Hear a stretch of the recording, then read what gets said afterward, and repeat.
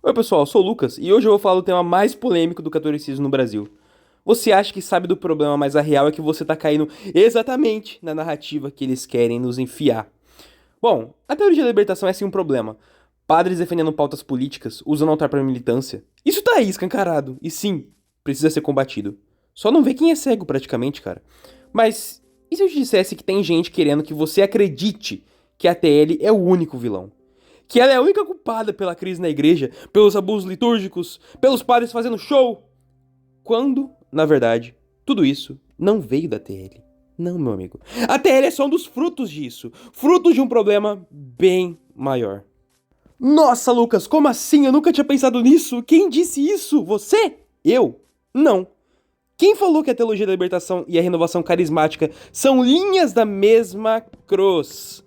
Foi Dom Helder Câmara, o Bispo Vermelho, sim, que pasmem, está sendo canonizado pelo Vaticano.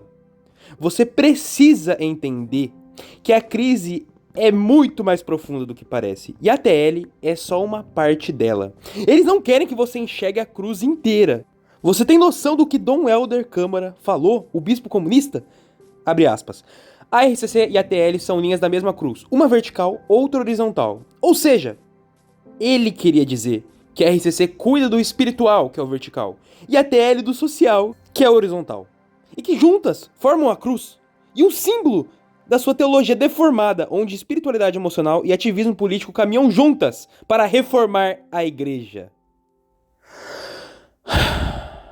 Quer o maior exemplo disso? Frei Gilson e Padre Júlio Lança-Leite, Lancerótico, quer dizer, Padre Júlio Lancelotti, que todos juravam ser arquinimigos, que o Júlio faz é totalmente inaceitável, cometeu até crimes, até que Frei Gilson vai o visitar. Beleza, mas aí ele posta uma foto abraçando e sorrindo, mostrando aprovação e simplesmente dizendo: estamos na mesma batalha, no mesmo objetivo e que estamos sempre juntos. Sério, sério. Como assim? Se ele é teu inimigo, que você destruiu ele, que nossa, a RCC destruiu a TL, como assim? Está sempre junto. O Padre Júlio Lança-Leite, Lancerótico, não, Lancelotti, é um inimigo público e declarado da igreja. Isso ninguém consegue negar. E como assim? A gente tá na mesma batalha? No mesmo objetivo? Como assim? Estamos sempre juntos? Você percebe o exemplo prático do que eu tô falando?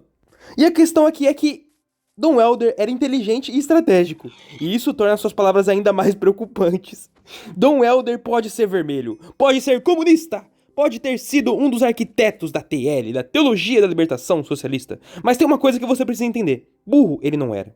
Ignorante muito menos. Ele sabia exatamente o que ele estava fazendo. E sabia exatamente onde a RCC e a TL se encontravam, na mesma cruz. E com tudo isso, você já parou pra pensar no seguinte: tá bom, a teologia da libertação é errada, sim, todo mundo sabe. Mas então por que ela é aprovada por Roma?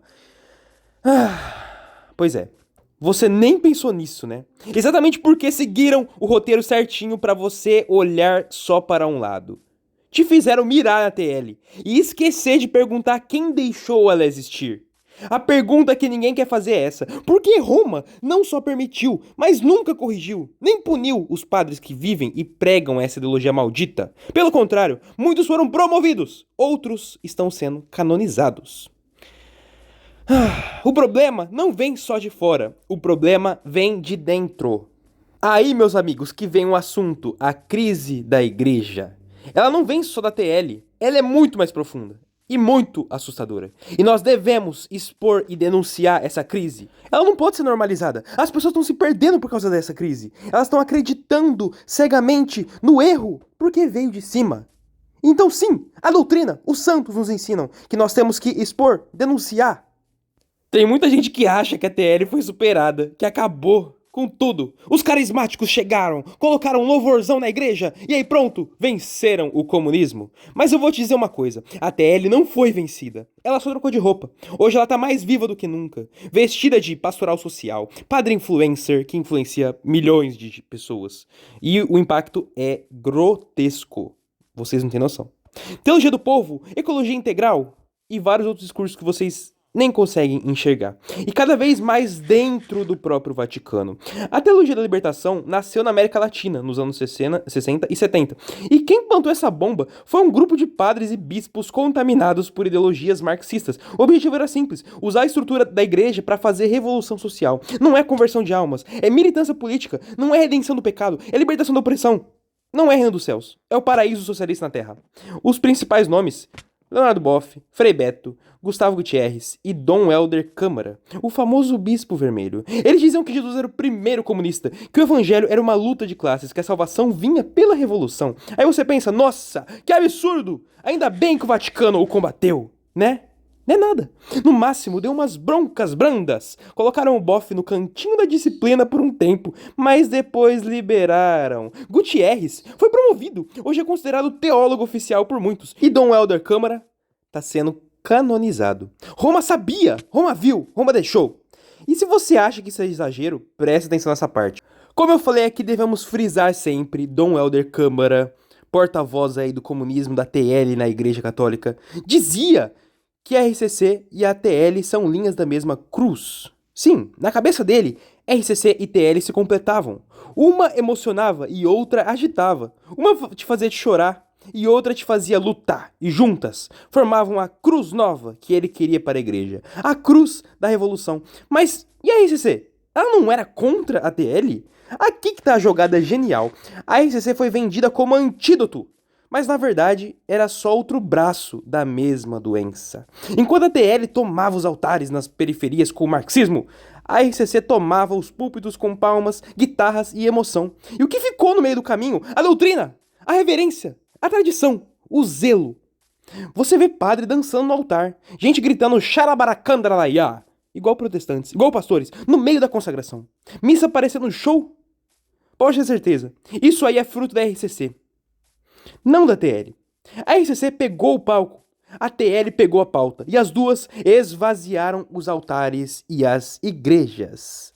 E a Igreja Católica. No Brasil, antes da RCC, antes da TL, 97% do Brasil era católico. Hoje, 60 anos depois, 49%. E não para de cair esse número. Não para de cair. Você vê os rincões das comunidades carismáticas lotados, 100 mil pessoas, nossa! Mas enquanto 100 mil pessoas estão lá, 300 mil estão saindo da igreja.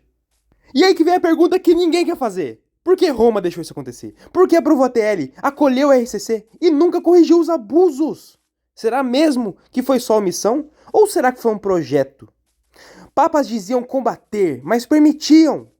Que escreviam bonito nos documentos, mas não suspendiam ninguém.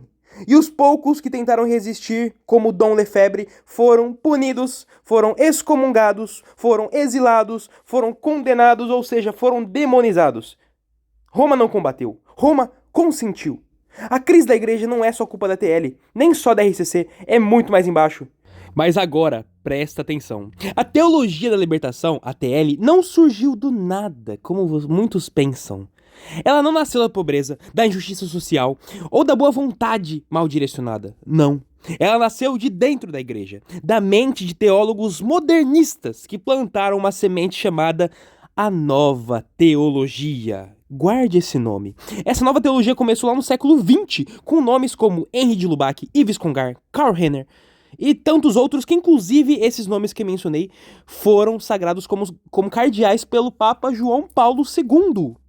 Um desses teólogos dizia que Lutero era um doutor santo maior até que Santo Tomás de Aquino, maior do que Santo Agostinho.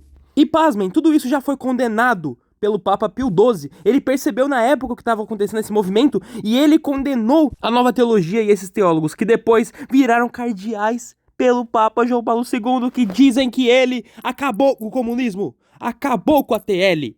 Mas quando a gente vai estudar mais profundamente, a gente percebe. E o Trump, sabe o Trump? Aquele Trump lá, esse Trump mesmo. O Trump, o presidente dos Estados Unidos, sabe ele? Conhece ele? Ele acabou de revelar uma coisa que diziam ser a teoria da conspiração, mas depois de 60 anos a verdade veio à tona pelas mãos do presidente dos Estados Unidos. Isso saiu esse ano. Olha que loucura! Diziam ser a teoria da conspiração dos tradicionalistas, sede-vacantistas, cismáticos, hereges e enfim. Trump ali estava revelando vários documentos confidenciais da CIA, vários, que falavam sobre o que eu não posso falar o termo, de Kennedy, né? E ali no meio dos documentos da CIA, ele revelou que o Papa João XXIII foi eleito com influência da CIA na época, lá em 1960. Olha que estranho, sinistro, né? E esse mesmo Papa dizia: eu vou abrir as portas ao mundo. Não vou mais condenar, não, a igreja não vai mais condenar os erros. E aí ele iniciou o Concílio Vaticano II. E sabe esses teólogos que eu acabei de mencionar? Que eram vermelhos, que foram condenados pelo Papa Pio XII em 1950. E ele escreveu a encíclica Humani Generis, onde ele condena expressamente esses teólogos e essa tal de nova teologia. Chamou ela de erro perigoso e alertou que isso acabaria gerando heresias. Mas sabe o que aconteceu depois? Aqueles teólogos condenados por Pio XII foram os mesmos que escreveram o Concílio Vaticano II. E quem fala isso? Quem percebe isso é chamado de cismático. Não é muito esquisito, galera? Lubac, Congar, Renner, todos foram reabilitados por João XXIII e se tornaram arquitetos do novo espírito conciliar. A partir daí, a porta se abriu. A partir daí, o erro foi oficializado. Você imagina, esses comunistas vermelhos, o que eles queriam fazer na igreja? Primeiro veio a RCC, depois veio a TL, depois veio Missa Nova e depois o colapso. A nova liturgia, os abusos, a crise vocacional, seminários vazios, igrejas vazias, o colapso doutrinal.